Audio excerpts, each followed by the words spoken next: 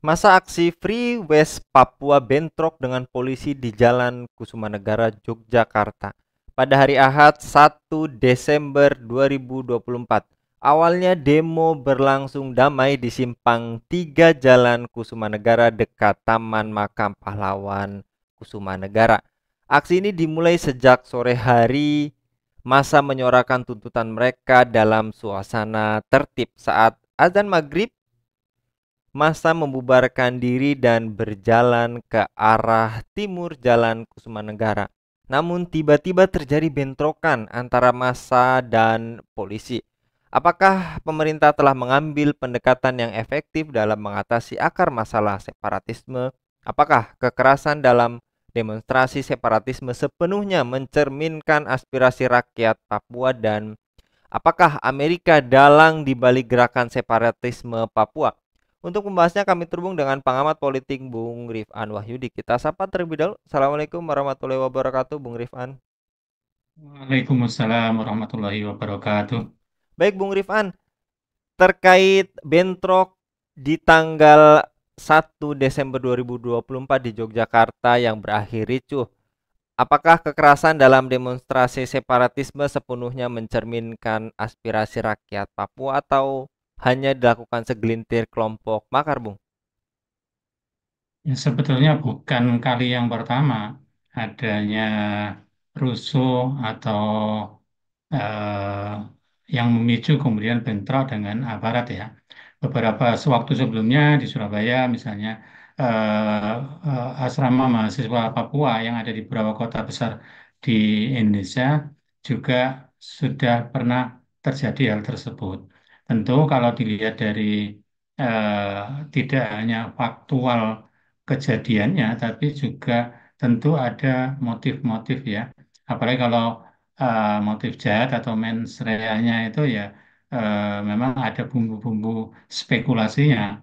Kalau seperti yang terjadi di Jogja, yang sebetulnya itu adalah masyarakat berpendidikan, kota pelajar, yang secara kultural juga masyarakatnya santun, lembut, lemah lembut, begitu ya, ya halus, tapi kemudian tercederai dengan eh, apa demo awal kali demo tapi kemudian memicu tentu ada yang memprovokasi ya sehingga terjadilah bentrok di kota pelajar yang itu yang sangat disayangkan pada saat ya, sebagai ujian pemerintahan baru ya ini adalah pesan kepada Pak Prabowo bahwa ternyata eh, api dalam sekam ya, problem yang belum diselesaikan tuntas itu ya masih kalau ada yang meniupnya maka bisa membara kembali karena tidak hanya sebagai murni aspirasi tetapi ada pihak-pihak yang kemudian berkepentingan yang tertentu dalam kacamata geopolitik ya. Papua Merdeka ada OPM ada Free West Papua itu juga bagian dari upaya-upaya pihak dari luar Indonesia yang ingin mengerat-ngerat Indonesia dalam kepingan yang lebih kecil. Dalam sebuah novel Ghost Fleet itu kan Indonesia dibayangkan sebagaimana balkanisasi Yugoslavia yang terpecah belah begitu. Yang bagian barat bahkan Kalimantan, Sumatera, Jawa itu masuk dalam Singapura begitu ya. Namanya itu sudah diganti Singapura. Yang bagian timur itu adalah Australia, dalam hal ini Australia adalah proksinya Amerika Serikat. Demikian, Bung Anggi.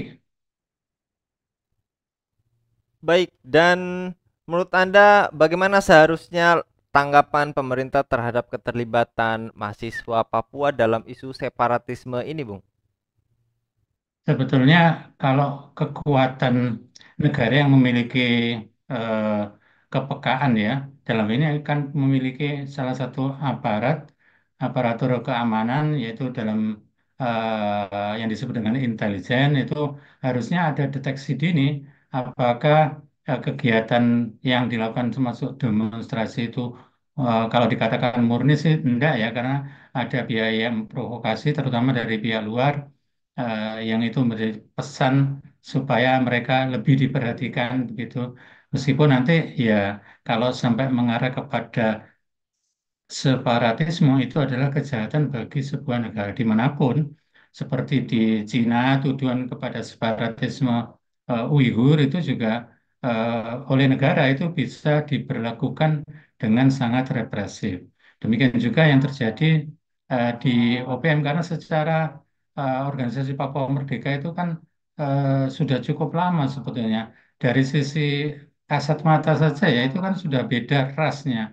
Mereka ras Melanesia ya, lebih dekat dengan penduduk Papua Nugini, dengan negara-negara di Pasifik ya, yang memang kulitnya lebih gelap, kemudian rambutnya juga keriting dan seterusnya yang berbeda dengan ras Mongoloid ya, yang baik itu di Jawa atau Melayu ya, di Sumatera, yang itu sangat mudah, sangat rentan kalau kemudian ada yang memicunya. Sebetulnya Indonesia menjadi negara yang multiras itu adalah ada ikatan yang mengikat mereka, bukan sekedar sebagaimana disampaikan saat Sumpah Pemuda begitu ya, bertanah air satu, berbangsa satu, dan berbahasa satu sebagai pengikat dari multiras yang ada di Nusantara ini, tapi justru pengikat agama. Dulu Papua itu adalah Nuwor itu adalah ada Kesultanan Fakfak, Kesultanan Bia, termasuk Raja Ampat itu Kesultanan Islam. Baru kemudian ketika ada penjajah Belanda masuk, yang ada kaum misionaris yang membonceng, maka kemudian seolah-olah Papua atau Irian Barat ya, zamannya Pak Karno menjadi namanya Irian Barat, Irian Jaya itu menjadi sesuatu yang terbelah dan itu dimanfaatkan untuk kepentingan geopolitik tadi. Apalagi Australia juga memiliki kepentingan karena Australia memandang Indonesia sebagai negara besar yang dianggap sebagai bahaya dari utara begitu. Karena secara eh, kultur kemudian juga agama itu berbeda jauh. Kalau Australia kan di bawah negara Commonwealth Inggris ya, yang kemudian pada era modern itu dikooptasi oleh Amerika Serikat, yang kemudian seiring sejalan dalam menjalankan agenda-agenda termasuk Australia juga diikat dalam perjanjian fakta militer AUKUS itu ya, sehingga lebih dekat Australia itu dengan Amerika Serikat dibandingkan dengan tetangganya yang Indonesia. Seharusnya yang ini adalah kalau separatisme yang itu dihembuskan oleh pihak luar, yang tentu keinginan untuk memecah belah itu ya harus dilakukan secara tegas gitu. Tentu kemampuan dalam melakukan cegah dan tangkal itu termasuk deteksi dini itu tidak kemudian sampai terjebak kepada represif ya. Kalau seperti itu, pihak luar tadi yang provokator itu akan bersorak memiliki amunisi untuk mengkriminalisasi pemerintahan atau rezim baru ya. Yang insya Allah kalau sekarang mantan Danjen Kopassus itu Pak Prabowo itu ya tentu memiliki pemahaman geopolitik sehingga bisa melakukan deteksi dan tentu sudah memiliki resep-resep dalam melakukan pencegahan dan penangkalan terhadap baik itu rusuh maupun sampai pada tingkat separatisme. Kira-kira begitu, Bung Ai. Baik, dan menurut Anda, Bung Rifan, apa saja pendekatan yang tepat untuk meredam separatisme di Papua seperti jangka panjang agar agar kerusuhan serupa tidak terjadi di masa yang akan datang, Bung? Tindakan-tindakan sifatnya persuasif, edukatif, dalam bentuk soft skill itu lebih diperlukan, bukan pendekatan yang intimidatif dan kriminalisasi, sehingga mereka tidak ada alasan untuk melakukan ya sebagai bahan amunisi untuk memecah belah Indonesia, melemahkan Indonesia, karena ketika Indonesia terbalkanisasi sebagaimana Yugoslavia yang kemudian terpecah menjadi Serbia, Montenegro, Bosnia Herzegovina dan lain-lain itu jangan sampai terjadi begitu. Kalau Indonesia Timur menjadi proksinya Australia dan Amerika Serikat, Indonesia Barat menjadi proksinya Cina begitu atau Singapura, ya naudzubillah begitu harusnya punya ketahanan dan daya tahan eh, kedaulatan yang besar. Apalagi Indonesia memiliki sejarah panjang sebagai bangsa pejuang begitu ya, pahlawan kemerdekaan Indonesia, pahlawan-pahlawan revolusi, dan juga sampai saat ini itu juga kita semua adalah sebagai cucu-cucu para pahlawan tersebut, sehingga tentu memiliki kepedulian termasuk dalam hal mencegah dan menangkal hal tersebut. Selain edukasi tadi, di antaranya ya termasuk deteksi dini, kekuatan dari intelijen, apalagi kalau sekarang ada cyber itu ya, itu sangat memungkinkan untuk melakukan deteksi dini, kalau dalam bahasa politik luar negeri ya kasul kutot gitu ya, membongkar, menyingkap rekayasa dan makar dari negara musuh, negara-negara kufur yang mencoba untuk melemahkan Indonesia yang notabene ini adalah sebagai negeri Muslim besar. Kalau tidak dikatakan paling besar ya, karena kalau secara populasi katanya Pakistan sekarang sudah menjadi negara populasi penduduk Muslim terbesar, begitu. Tapi tetap sebagai geopolitik termasuk sumber daya alam, Indonesia tidak bisa dipandang sebelah mata.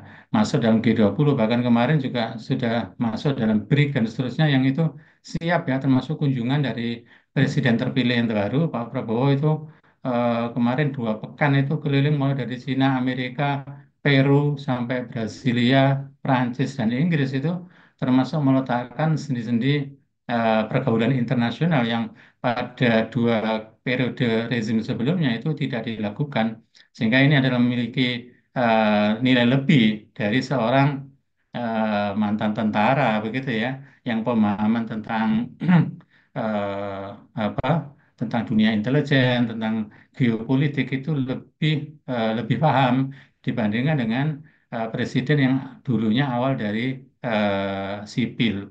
Meskipun dalam eh, kacamata yang lebih makro ya tidak perlu ada dikotomi antara yang sipil dengan militer. Kalau zaman Khulafaur Rasyidin dulu, ya kalau kita lihat sahabat Abu Bakar As-Siddiq dan juga sahabat Utsman bin Affan itu kan mewakili masyarakat sipil gitu ya.